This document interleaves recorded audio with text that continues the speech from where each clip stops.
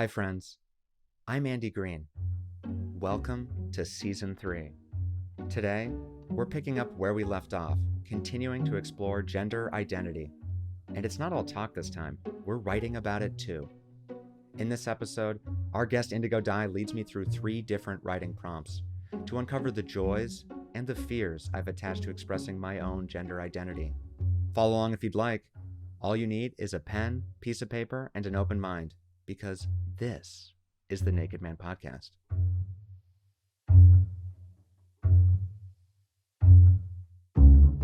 This week, I'm delighted to be joined by Marlon Meikle, a Jamaican-born, LA-based educator, host, actor, singer, and drag performer. For today's conversation, the mood is indigo, baby, as I'm talking with Marlon's drag persona, Indigo Dai, to explore gender nonconformity and our gender identities. Marlon starred in the GLAAD-nominated historical docuseries Book of Queer on Discovery, or I guess now Max, and as Dame Booty Clench on the Fox sitcom Call Me Kat. Marlon has performed and or taught at high schools and colleges across the country and has worked for many university programs, including his alma mater, Southern Methodist University's Meadow School of the Arts and NYU's Tisch School of the Arts. They currently serve as Associate Director of Admissions at the Parsons School of Design. Indigo Dai came to my attention via my new producer and friend, Freddie Beckley, who describes Marlon as, quote, one of the kindest, most joyous souls on the planet. Aw, I sure could bask in that energy right about now. This afternoon, I was super anxious while in preparation mode for this conversation because, well, I didn't feel prepared, as always. And I'm a baby in my gender nonconforming identity. I'm caught in between imposter syndrome and a desire to just be, to be on the other side of rampant uncertainty. And here's someone who is unapologetically themselves and everything they do. And that has already helped me show up today. As I was decluttering my desk, doing anything but prepare, lyrics from Indigo Dai's own song Breakdown cut through my anxiety cloud. The lyrics were, what if it ain't enough? Don't want to push my luck. Afraid to fuck it up. I don't want to break down. Oh shit, I feel seen. This broke the spell of daydreaming about last-minute cancellations and instead created space to breathe. The lyrics to come pointed the way forward in this conversation and in life. Feel your magic. Feel your glow. It's your party. Here we go. Indigo Dai, welcome to the Naked Man Podcast. Oh my goodness, Andy, that was absolutely incredible. I'm so excited to be here. That was the intro of a lifetime. Thank you so much for having me. Yeah, well, you're so welcome. And I want to thank you for being here.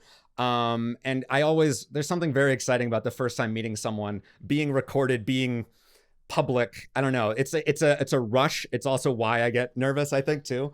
But something you said, before also was like that I think describes you a lot. Never offended, always excited. And that I think that's an amazing character trait to aspire to. So yeah, thank you for being here. And we're going to dive right in. And I believe you're going to surprise me with, and I don't know what this is. It's an interactive activity where you're going to be giving me prompts about my gender identity.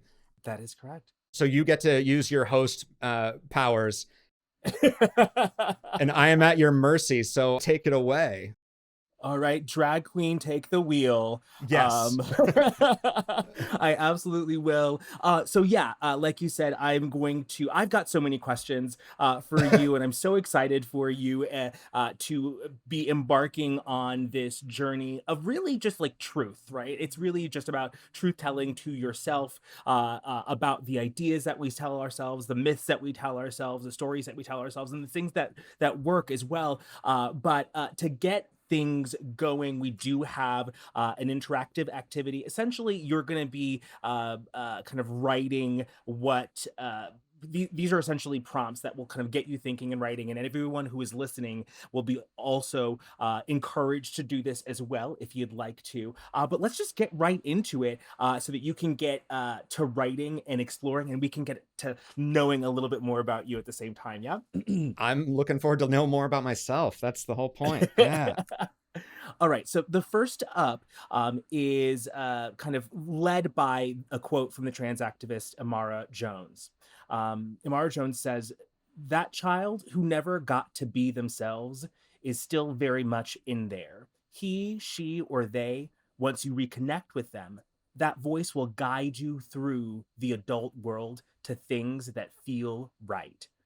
With this quote in mind, write a list of all the things that made your younger self light up, which you didn't or don't feel allowed to embrace. All right, friends, if you're playing along with me, you can pause the episode now to write your list. See you in 5 minutes.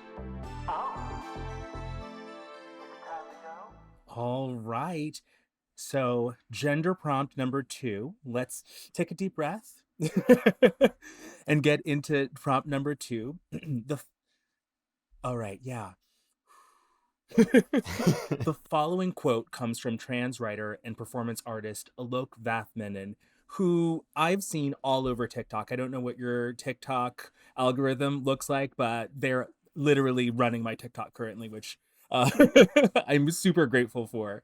Yeah, But I'm here it is. jealous. Get on my feed, get on my algorithm. Yeah, I need to. All right. There's been a multi-century PR campaign that tells us that if we express ourselves and cultivate a life around authenticity, then we will suffer. So it's better to remain silent, to remain still, and to fit into other people's ideas of who we should be. With that quote in mind, write out your fears about exploring your gender identity. Are those Ooh. fears your fears? Or have they been imposed by someone else? If you're following along, now's the time to pause the episode and write out your fears. Fun. Good luck. I'm saying that to myself. See you in 5 minutes. All right. Maybe it's time for another deep breath. 1, 2, 3. All right, yeah. All right, so we've got one more prompt. We're getting deep now. I'm sure that like you're fully opened up like a child, but ready to go. Number 3. Now step into the shoes of your younger self. Hopefully you already are, right? From this point of view, write a letter for your adult self, starting with the phrase, "I give you permission to." Okay, we've reached the last prompt. Hit pause if, like me, you're writing a letter to your younger self. See you in 5 minutes and some mental time travel. Well, I hope that writing was a good experience. I hope that thinking those thoughts was fun and helpful. How do you feel? I mean, I definitely feel connected to Child Andy, to Curious Andy, I called him because I loved Curious George, and I feel like that was sort of who I'm always, yeah, kind of trying to remember to be, or not be so afraid to fuck up. Yeah, You know. yeah. And that's at the core of like what Yeah, it is to learn and grow, like is fundamentally being curious. So I like Curious Andy. I yeah, do want to know if there are any things that you want to share. In particular, I'd love to know, kind of generally speaking, what are some of the things that like Curious yeah. Andy loved as a kid, you know? Yeah, like yeah, because I mean I'm happy saying as much. I mean happy. I mean I think it'll feel good to say, and also, yeah. I mean like what I think I loved doing, but felt judged for, or as I got older felt like I couldn't do anymore. I mean Mhm. certainly playing with toys. That's all I did. I just played with toys. I just did stories in my room by myself in the bath. I have memories of dressing up and different like and whatever. I mean, women's clothes. It's gender, whatever. We're trying to, but Yeah. like I remember having that desire, doing it, but doing it in secret, but then never feeling shame about it. And I remember like that went deep enough where I just never sort of went back to it. And So now that that was I'm, not, yeah, to be clear, so like when you were sort of like dressing up, that was not something where you were like caught and someone was like, "Hey, you better not do that." That was all That was I think all informed by the world around you? I think that was self-policing. I think I felt like I Mhm. needed to hide it, that I needed to, that I mean, and instead, would, I think, judging when my sister would play dress up with her friends, because it's like, I wanted to play dress up with her friends. Like, that sounds fun. Yeah. But also feeling very confused about that too. But yeah, I don't have a memory of like being caught doing that. But like, I think sort of I mean, definitely playing with toys. Like I remember playing like indoor basketball, and that's, very boyish activity, but just doing it in my head on like an indoor basketball hoop, and like a parent's friend just walking in on me like dunking and screaming like Yeah. my heart out, and just and it was just like I'm in like high school, middle school at that age, and or something like that, and I was just so embarrassed, and it was like she sort of walked in on me masturbating. That's what it felt like.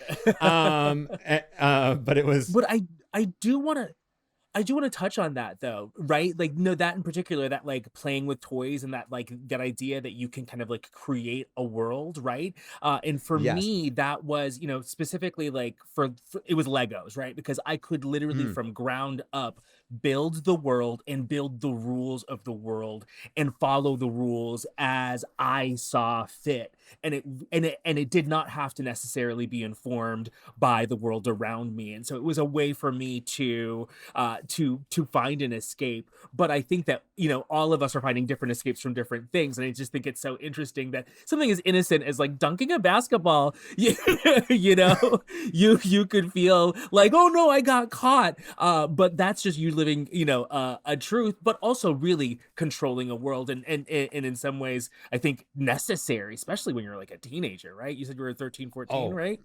yeah, yeah. I might have been even older. It might have been high school. I don't know. Like I didn't like, it was probably like I actually allowed myself to let loose in like a very healthy, positive way of just like, yeah. I mean, I would just do make believe games seasons in my head, or play them outside, or I mean, then when computer games or video games or different things like that, or fantasy Yeah. baseball now, like that's child Andy I still. live for make believe. You said make believe. I'm like, yes, make believe. Like this is make believe. Like you know what I'm saying? My whole like thing right now is make believe. And it's just sort of like, how do I get to spend as much time as an adult like pursuing and exploring all of the things that were just sort of make believe, as a and, kid. and what and how you say, and even just the word make believe, like I mean, well, it's just powerful what you're doing, like you've created who you wanted to be, who you wanted to become, and who you always were, right? And Mhm. now other people can see that more easily, more readily, but also that you are creating it. You built it like the Legos, right? Like it's sort of, I'm imagining you getting ready is like you creating the world of your Legos. Absolutely. It's a little, I mean, like, it's a little more expensive, but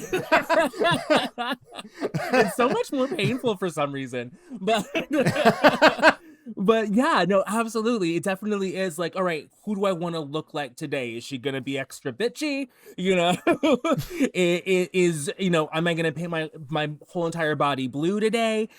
How do I get to fully kind of control something, especially when literally everywhere I look outside of myself, it is one out of control, but also it's out of control. It's both out of my control, but like, damn, someone grab a wheel, and maybe it should be a drag queen, not this one, but someone. Uh, Someone, yeah, I would entrust you to take the wheel over what we have. And I think, but I agree, and like that, I had this, I mean, I think it's safe to say we have wildly different life experiences, but also kind of the same thing of not feeling necessarily safe to be able to explore these, and the only way to do it was Legos, or when I'm doing in the toys, and just like mhm. creating my own stories and worlds, and like they would last for days, and I would pick them up, and of course they had romance, they had war, they had whatever I was like taking. But also I think I was trying to rewrite what was happening. I feel Mhm. like I don't have huge, like a really, my memory isn't great for the specifics of things like that. That's why I don't quite remember. And maybe there is some disassociation. We mentioned Deloke, and I know they have a lot of dissociation in their like teenage years and stuff like that when they were really in pain. And I don't know if I necessarily knew I was, but I think I definitely, the being small part that Alok mentioned in the second prompt, or you know, I'm hiding away where it's safe to do. I can dunk and be very loud if no one's watching. If someone But sees only me, if no oh one's watching. no, Yeah.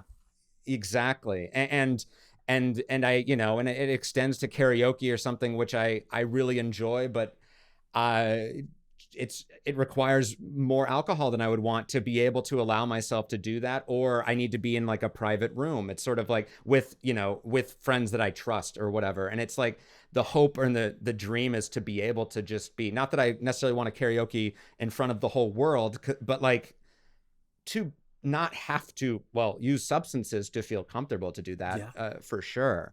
for Because I sure. think that's sort of how, I mean, I think that's why a lot of drinking in my past was, because like I think drunk Andy to a certain extent brought back child Andy in a good way, until of course It the, was you it was know, yeah. inhibitionless Andy, right? Andy, right? It was Yes, the Andy exactly. that didn't care whether or not you saw him dunking. But I think that like this is actually a really great transition to that next question, which Yeah, is what if you, and if you're, you know, open to sharing this, of but course. you know, what were your fears about exploring specifically gender identity, and did have you realized that those fears are not your own? That was kind of a Yeah. trick question. I think that was pretty obvious from the but start. Yeah, the but have you been yeah. able to like articulate any of those fears specifically? So I think the fear What went so worked on deep for you? so, yeah. Well, I would say that the fear went so deep for so long that I didn't even question the gender, you know, identity. I didn't even, it was just sort of like, oh, I have a role to play, and that was straight white man, you know. And it's like, and hating what that meant or what that said or what, or, and it just sort of felt like that was, and obviously there's privilege associated with that too. So me having the opposite feeling about it feels like I'm being a snobby rich kid or something, even though No, no, that's no. not But like, necessarily my life. Yeah. so like, did you think about it like as sort of plainly as that, like I have a role to play, like I am a straight white man and so like that's what I do, like did you I feel like it, you it was never, it fit? was, yeah. I think I discovered that I could fit pretty much anywhere, and I think that actually does speak to what we just said, my like what my outward identity is, and that I am in some ways a performer. I didn't quite know I don't think I was doing it consciously ever, that I could fit up, like on the baseball team but also at drama club or whatever. And I, you know, I was actually more afraid of drama club. I didn't do that, but I, you know, had a sense that that was a place to be. And my mom even told me, it's like, you would do great in drama, but I was like, no thanks. You know, and instead, you know, baseball felt more comfortable because I think that was a closer, a smaller leap maybe, for me, or it felt like it was more natural in some way, or there was not as, you know, playing. It still was If you were playing, like and so casting, it was, sounds yeah. like you were like casting yourself in your life, you were like looking for where you could sort of find community, which makes sense, you know. Right. Well, and find community, but also I think at the same time, I didn't necessarily want to. I mean, I think it was both. It was like I wanted to be cool, and you know, everyone wants to be cool and popular and in love with, like everyone in love with you or whatever. But I also, I wanted the opposite. I wanted just to sort of be anonymous and not make waves, like not be like, I mean, it would have been amazing if I was a really, really incredible baseball player, had my moments, but I would rather just not fuck up. That's, I think, how it all, like, I just don't want attention on Oh, myself, because it's the oh, same dunking a basketball, being seen, and then, oh shit, all eyes are on me. Now what do I do? yeah. How do I own this situation? And I'm like, but that's, the question was wrong. It's just, I didn't need to question. It's just like, yeah, I'm dunking a basketball in my living room. Welcome, Cindy. Come on in. But you totally hit it, right? Like I think so much of our like development we spend like hoping to not be like seen and too much, right? Seen to the point of ridicule, right? It's sort of like, how do I blend in while I'm figuring out whatever it is I'm doing? Because like today I just am able to have clothes on enough that it's legal for me to be outside, and I'm just like a functioning creature on the planet currently, but I'm on my way to something else. I don't necessarily know what Yeah. that thing is, and so that, I mean, like that kind of desire for the opportunity to kind of blend in is really, really, really, I think, super duper common. But I also think that having an opportunity to be able to actually do that is actually where that privilege sort of like slips Yes. in, as well as I think that we're all aware of all of uh the kind of indicators from society that like let us know that, hey, it's okay to be in a space, right? You're like, Right. the cues that are like, you're good here. And when it's difficult to decipher those things, or when you don't get those things, and you kind of go from space to space, you either become sort of like a shapeshifter, right? Or you say, fuck it, I'm going to live my truth and deal with whatever those consequences are, and be seen, even if it is um being seen at my own detriment, at times, right? And I Or think the that fear for, of that. The fear, yeah. right. Yeah, no, I love that, and I think that is sort of the idea, being authentic to myself, what was holding me back from that.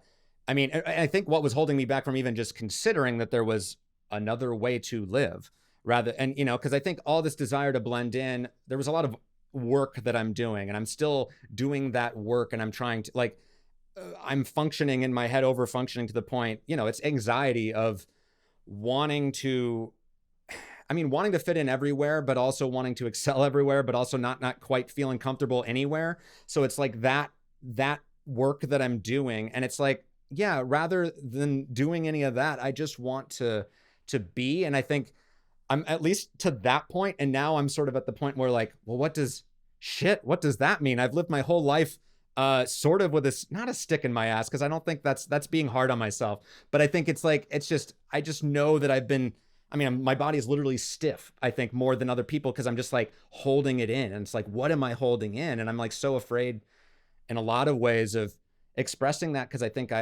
well, it's like, it's not obvious. Like, I don't look in the mirror and see indigo or whatever my indigo would be, right? I don't know that yet. And I'm also terrified to do like, oh, okay, let's just get a wig or do hair, because I mean, again, it speaks to, my upbringing, but I don't have those skill sets. It requires time and energy that, of course, I'm just like, oh, I don't want to do that. I'd rather just, even now, being like, oh, I'm gender nonconforming. And what does that mean? I'm still creating hurdles for myself to be like, how do I, even though I think it's just, again, I'm overthinking. I just be Andy and stop and think about why I'm doing the things that I'm doing. And if it is, Yeah. like you said, it seems like it's a lot about external things. And I think that's very true. It's a lot about, like, I think I was lying to myself how much I was worried about like bullying or violence in my, like, as a kid. Where'd you And grow because I up? think oh, I mean, the like Edmonds, Washington, like it was There not, wasn't no, any like it actual. was, You were in fact lying to no, yourself. I was in fact, well, but the idea of, the idea of like, I mean, boys bullying other boys was very Is rampant. I real. think Is we're, real. Yes. yeah. And just, again, it's like, I just always see it even in just any board game that I played up until now, where it's just like someone would rather, be a joiner than try to, fight back, because that is easier. And Yeah. I sort of, uh, I feel like that was really ingrained in me, but I don't know. I just know that came up a couple times, or like I was like afraid to write it down, because I was Mhm. like, well, is that true? I think a lot of these I was, again, trying to be like, well, I need to like, I need to be as authentic as possible, which is like the most Andy thing ever. Like, like you're like that's testing yourself even in the test of just your memory. It's actually just like, do I even remember this, right? But well, and that's I part think of the that problem, yeah. well, especially when it comes to, like identifying or like connecting with like the things that we liked in youth, that we weren't allowed to kind of explore. A lot of that is external, right? A lot of that is all about kind of connecting with an aesthetic, right? And like for the longest, I was, I was an emo kid, right? Like that was really important for me to be able to do that because I needed to connect with all of the sadness that was in my heart, right? And that also was like a physical quest for who I thought my people were, right? Like that Mm. was also like, hey, am I indicating to you through all of this external stuff what's happening? I've obviously, evolved since then, right? And I know that right now Indigo is a vehicle of artistic expression, but also she's a job, right? So this is all work. And however, this does inform, all of the things that Marlon ends up doing on a regular basis, right? Like, 4 months ago, I got this blue shiny top, and like literally today, I got for Marlon a sequin top, and like, so like my access to and my ability to not give a fuck is informed by an artistic expression where I'm at the absolute extreme of what that could look like for me. Do you know what I'm saying? Yeah. And so I think that like having a space or having a time or having an opportunity where you can be messy, right, and kind of not will give you an opportunity to find a space where you are actually comfortable and not messy. Yeah, when I've like that made me think of a lot of, I think, commonalities in that, like in some way, me doing this right now and sort of sharing the process is me turning it into work. Like I'm not necessarily like, hey, I'm, on my way to be a drag performer, because I like a part of this is I want to be We as don't need authentic to any my more drag queens. well, and that's my instinct as well. Like I don't think that's necessarily me, and Yeah. a lot of what of my concerns were the other side of like wanting to be authentic as I do this too, and not be performative, just knowing that I want to make some changes with how I am and who, well, showing who I am. But I love how you put that, and also just even that you made pleasure, fun, Indigo your work, and that allows you to buy sequin tops for for Marlon and you and everybody. Like Like she earned the money to buy him the top, as well as gave him the permission to. You know what I'm saying? Like, Oh, speaking of, can we just transition? Yes. What did you write down? Ooh. What do I give Andy permission to do when you wrote your little letter to yourself? All right. Let's do this. I'm gonna start with what I said at the end. I give you permission, because I'm looking at myself in the video. I give you permission to sweat as much as you want. Because I think about that a lot, and I am a nervous sweater. So here we go. But I give you permission to be a goober. I already don't even remember that. To fail, to fuck up, to follow your dreams, to wear a dress, to kiss anybody you want and who wants to kiss back. I give you permission to try new things and not know what you're doing. I give you permission to grieve, to heal, to talk to me when you're scared, to love yourself, to continue to uncover and remember who Andy is. It's okay to be afraid, to be angry, to be sad, to be anxious, to be and feel anything. But I give you permission to play, to dream, to love, to make smoothies, and follow your curiosity. And that was, again, where I just wrote, Curious Andy. And then, dance and don't give a shit about your sweat. Again, going back to the sweat. And then just don't let other people, because I had made the connection that you had mentioned, don't let other people or the fear of other people change what you want to do with your life, what you want to wear, who you want to love. Fill that in with whatever it is. And I think it's also just the eliminate the fear of not being good at it immediately or whatever it is. Like, like I painted my nails and like I didn't have time to completely, get them right. I'm still learning how to do it. And I'm watching And my Andy, partner and I'm like, ooh, that's how you do it. Yeah. I love a chipped nail. I love a chipped nail. And here's why, right? It's like, here's why, because you're a working girl, right? But it's a side of, it's like, hey, you know what? I care. I'm like, you care more than I did today. But it's That's like, I not care true. about the look, right? But I also had things to do. I had to wash my hands and live my life. It's like, I'm out here like, in the streets. So I love a chipped nail. I But love. continue.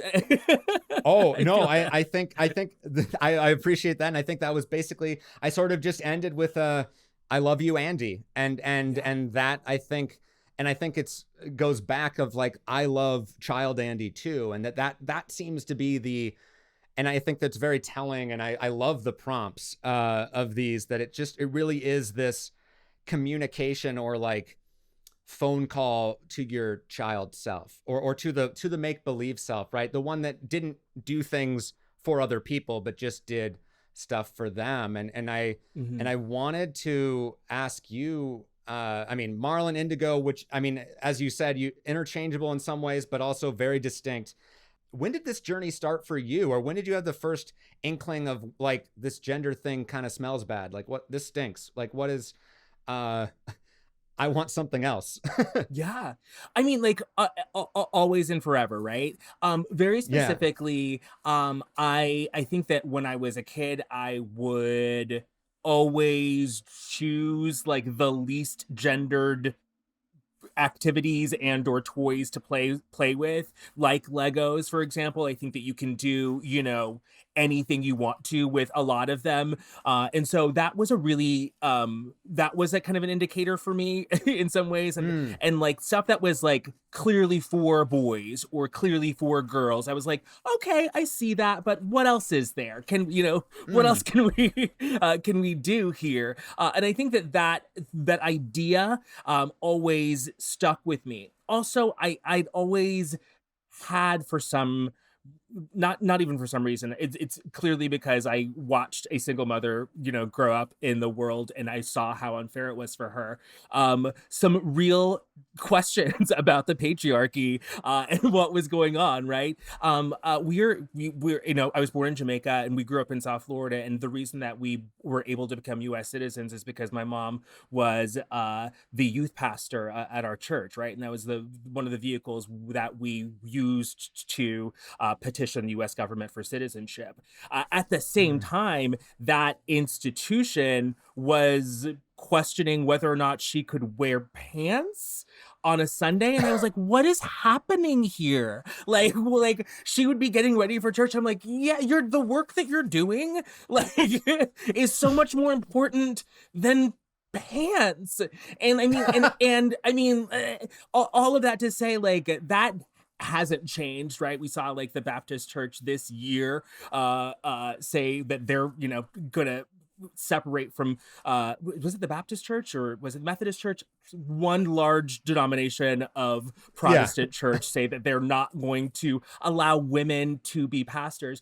It was just sort Oh. of always something that bothered me and something I just had a difficult time seeing. And so given the opportunity to move into a performance space as a inherent performer and someone who went to theater school with our dear friend Freddie, and having an opportunity to get involved in drag where I could be specifically subversive about the idea of gender and play with it, is really, it has been important to me because of all of that, right? I even came out under I came out to my mom while arguing about the idea of traditional gender roles. We were not talking about me or my sexuality during this kind of random argument. I was just really sort of up in arms about this idea that like women should be in the kitchen.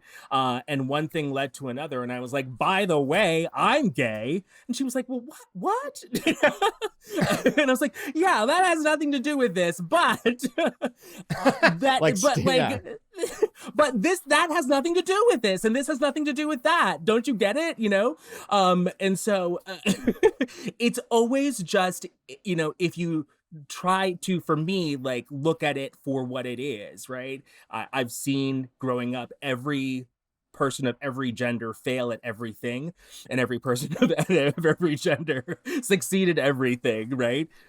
Then it Right. doesn't matter.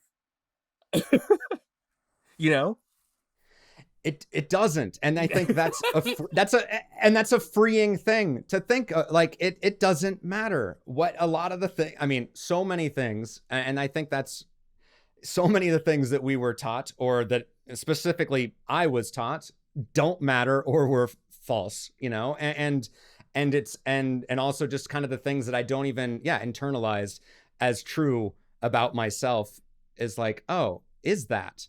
And I had a monologue on this show where I was talking about my first kiss, which was with a boy, and that was actually me performing. It was us doing a play, like we were play acting in the forest, and I was doing the role, right? It was like, we're married, and married people kiss, like that's what. And I just remember the reaction. Even we're like 5, 6 years old, 7 years old. I remember there was like this intensity of that, and so to the point where like I had kind of forgot that was something that happened in my life until like a couple years ago, that was my first kiss. Like I had just sort of blacked that out. Yeah. And just like, and so I think all of these things, like my base reality led me down a very narrow path to be on. And now I'm like, okay, I want to weed whack the fuck out of this path and go see where the other paths lead. Because this path sucks. Like, or at least I'm stressed out Feels on this path. very restrictive for no reason, right? And Yeah. I don't want to sound too chronically online, but there's this kind of like TikTok from this woman, and she was like, whose imagination are you living in? Like, whose imagination are you living in, and like whose fears are you taking on, and for what reason? Because if you can take a step back and be like, all right, well, that's actually not my concern. Right? Like it is not my responsibility to uphold the patriarchy, because That's like it hasn't for a done lot of anything reasons, for yeah. me. Then what am I upholding? And if you can remind yourself to move back into your own imagination, then all of the fears can be your own, and the fears can be legitimate. I am afraid of, like, earthquakes. We live in California. Like, I can be afraid of that. Like, Right. This is, we're all sweating right now because it's the coolest summer of the rest of our lives. And that's something to be afraid of. Oh, yes. Yeah.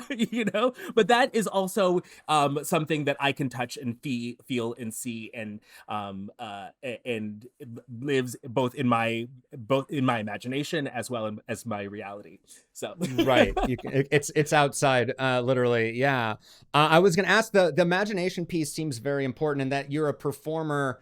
Those are obviously very connected for you. And I was wondering, I mean, I think in some ways it's becoming Indigo is what helps you get into that headspace. But how do you feel that, like, safest to be in imagination? Like, what brings you back? Like, do you still go to Legos, or is this is the adult version of Legos, like we said, but are there other ways to, like, I don't know, do you find yourself at times when imagination is hard to grasp? How do you bring yourself back to that? That's a really good question. Because this is so ephemeral, right? Like, some days my makeup will be like really bad, and I'm just like, oh, I don't know. You're looking rough. And so, like, it's not like a comforting place to go to if I don't Mm. feel like I'm feeling very precise or anything like that. So, like drag can be deeply like uncomfortable outside of it being physically uncomfortable, but it can be deeply uncomfortable because it, as an artistic or creative space, it is, not very forgiving.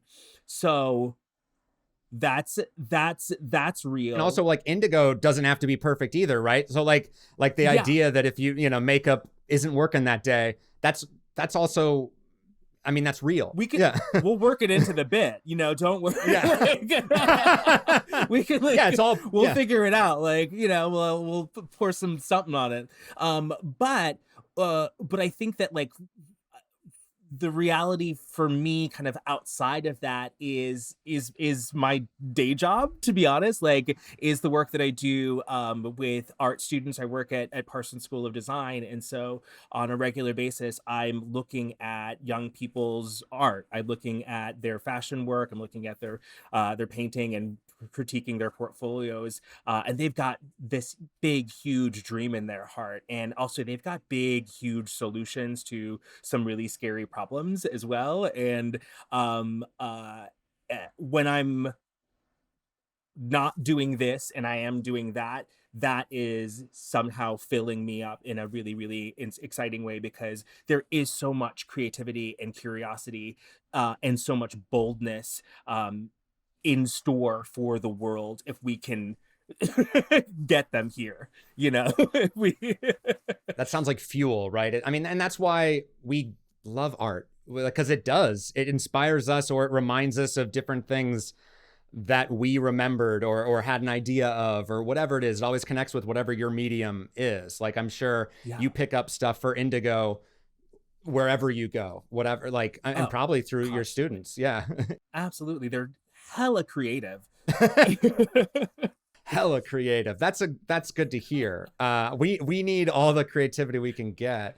And I think that's sort of, I think there's this false idea of being more true to myself as like actually scare. It's scarier because then there's a further place to fall, or there's like, if this is me being my truest self and I'm getting judged, shit, like, it's like, Yeah. I can't just be like, oh, that was just, drunk Andy, Just or kidding. that was just, yeah. yeah, exactly. Oh, I meant every word of that. Yeah, I mean, not that there's nowhere to hide, but I'm also like, I don't want to hide anymore. That's the whole point. Yeah. It's, I don't know. That, and then just the fear of money is what also was coming in my head. I'm like, like that I mean, you're articulating it actually beautifully. It's deeply terrifying to be in a scenario where you're like, this is me, authentically, entirely as who I am, and to be the potential to be like laughed out of a room because of that, or ridiculed because of that, is horrifying, right? um but I think that is also like the quest for community, and the quest for connection that we all are on, right? Because as cheesy, or as I think earlier you said you wanted to give yourself permission to be goofy. Was it goofy or I said to be a goober, and that is goober? a specific Yes. to be a specific like childhood reference of mine, where we were just dressing up like crazy people, and and I don't mean that pejoratively. I just mean that like we just did whatever we wanted and had like balloons for earrings. Like, it was great. I feel like Yeah. there are going to be, I think the vast majority of people are not interested in being goobers, but there are people who are goober people, right? And you're Right. only going to be able to access that community if you are fully allowing yourself to be a goober. You know what I'm saying? That's true. And that also might require people to be like, wow, Andy's a goober, and have whatever reaction they may have to that, because they are, on some other thing, which may or may not have anything to do with you, honestly.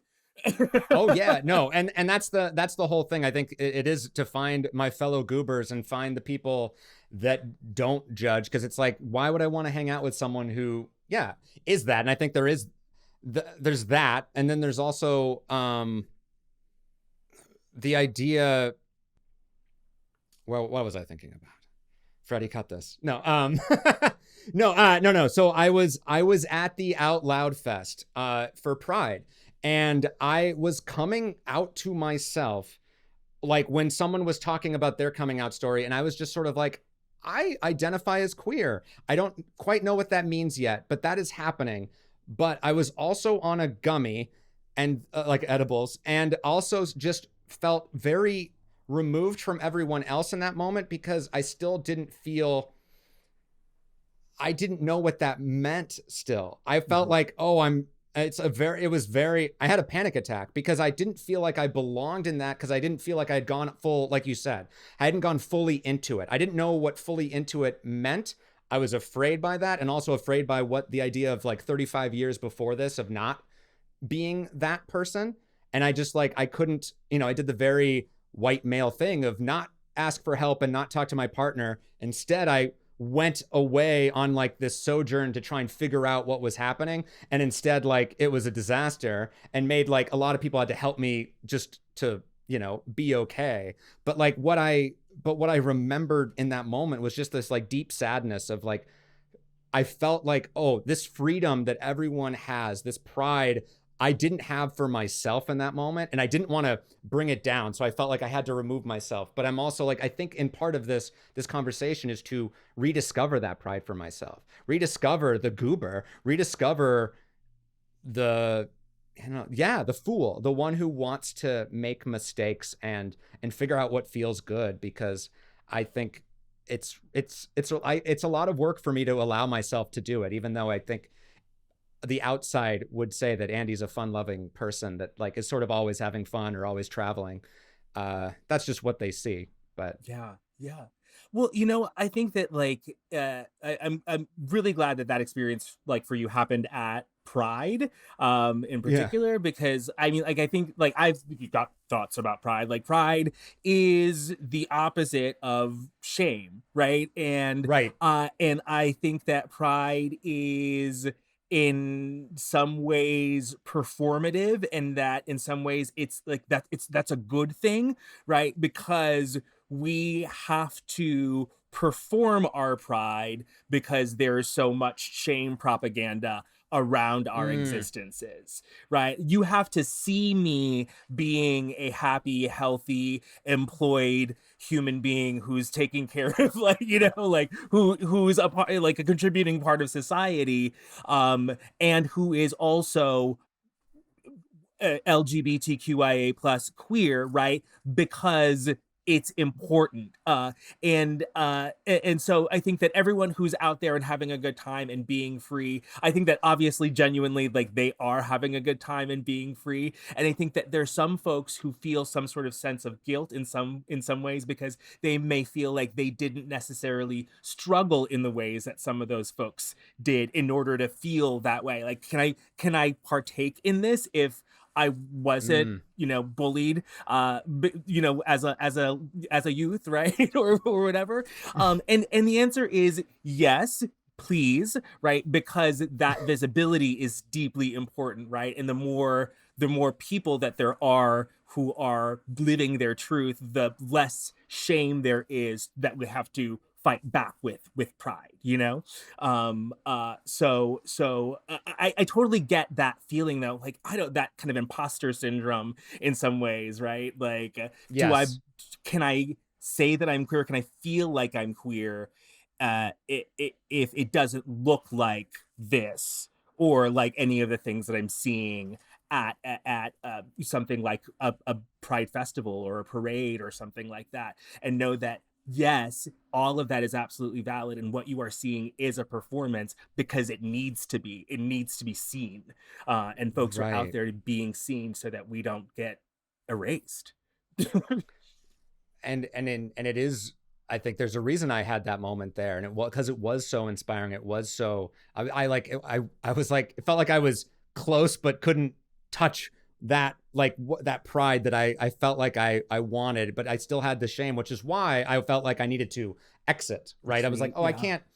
can't. But that the shame is the other external voices. It's the other people telling me, or that there is some definition to do any of these things, and what, like, there's a way to look queer, there's a way to look XYZ, whatever it is. Yeah. And I, the only thing I care to do is to look and be me. And that's the journey that we're all on. And I wanted to ask like a little bit more about sort of I want to get about the beginning. Like what are there any clunky moments? Like you look like, I know you were talking about how you have bad makeup days, but I mean, I'm looking at you, you're transcendent. You're great.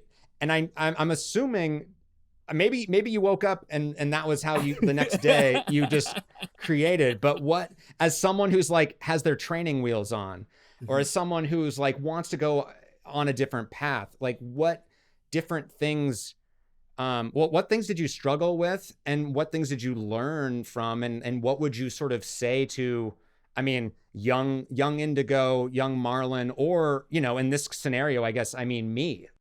Yeah. I mean, so yes, there's an incredible amount of clunkiness. I could, we could have a whole entire podcast where I could just tell you stories about how I have, absolutely failed in drag, on the trains in New York City. Why did I decide to get fully dressed in drag and, go from Brooklyn to Harlem? No, that was a bad idea, especially in July, stuff like that, right?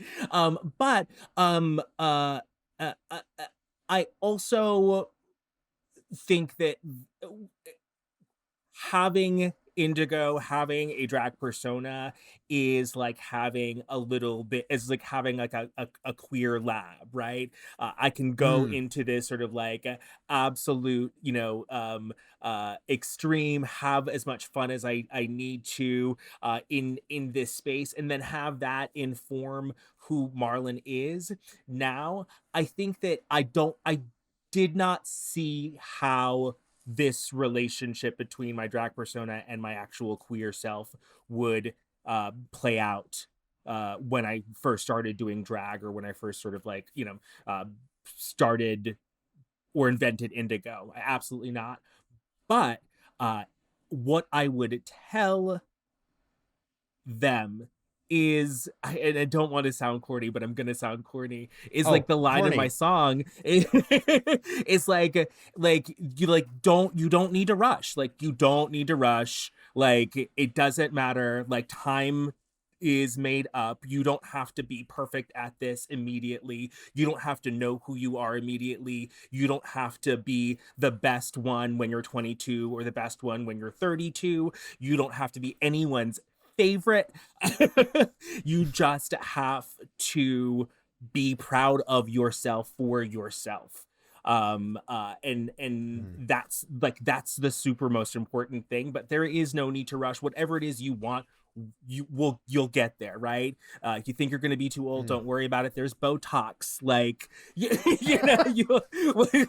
we can fool them later, right? Put some Vaseline on that lens. But like, there is no need to rush to get to whatever it is your idea of yourself is, or whatever the feeling of wholeness is, right? Like, I don't feel whole.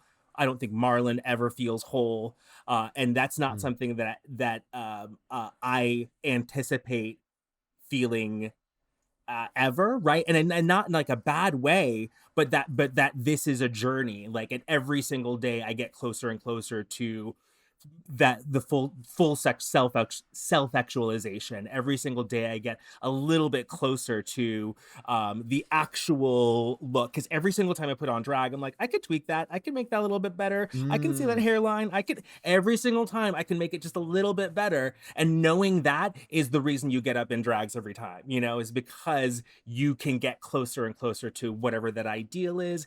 And if it doesn't get all the way there, you're still doing it, you're still in the game, and that's really exciting. And it doesn't, at the end of the day, it doesn't matter, because man in a wig, like, I'm a clown. So it doesn't matter. And so yeah, that's what I would say to myself.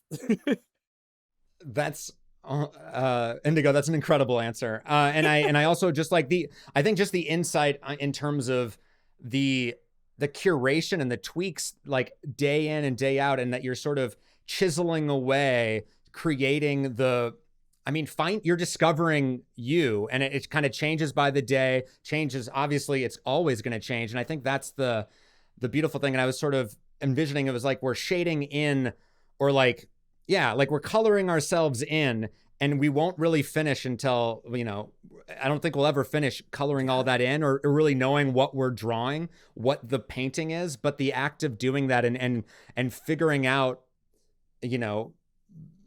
all of the stuff that's between the lines rather than, or maybe beyond the lines. Cause I think that's in some ways where I was drawing, right? It's like, I was told to draw within these lines. And now it's like, oh, actually the good shit's, outside of the lines. Yeah. When I can make my own boundaries and figure out what new shapes are for me, and play and make my own rules, I've one last question. It's just on the rules. Do you have any rules that you live by now? Is it just no fucking rules? Yeah.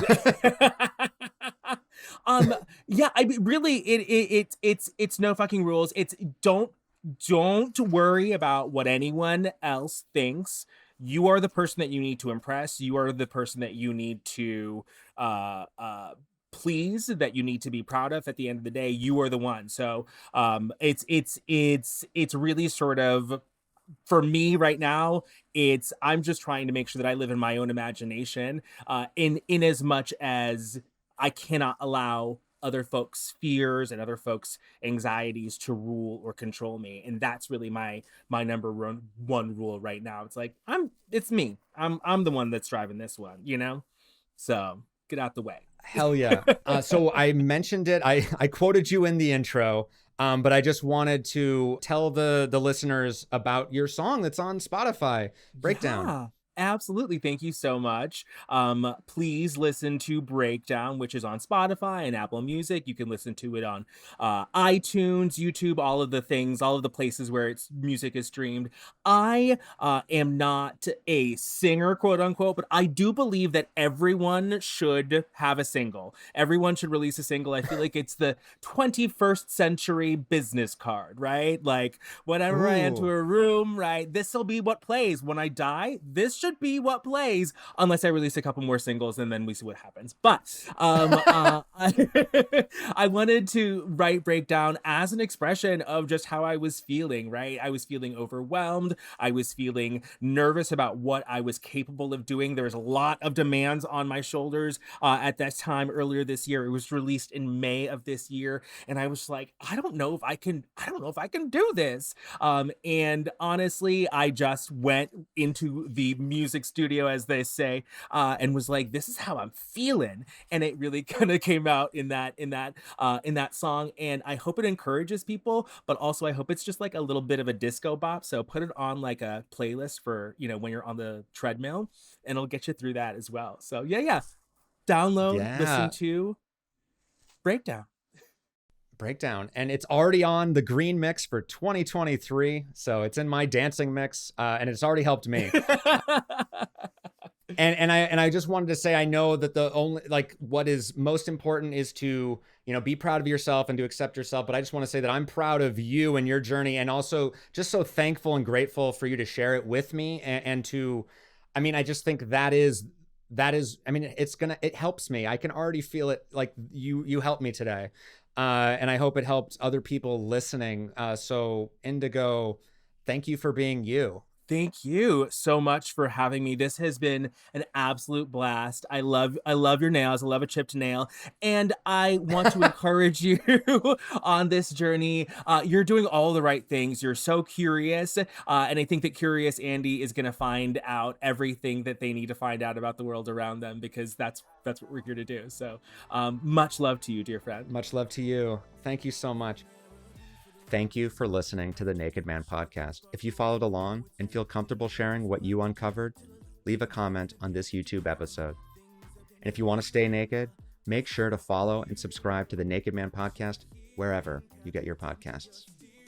This episode was edited and produced by Freddie Beckley and hosted by me, Andy Green.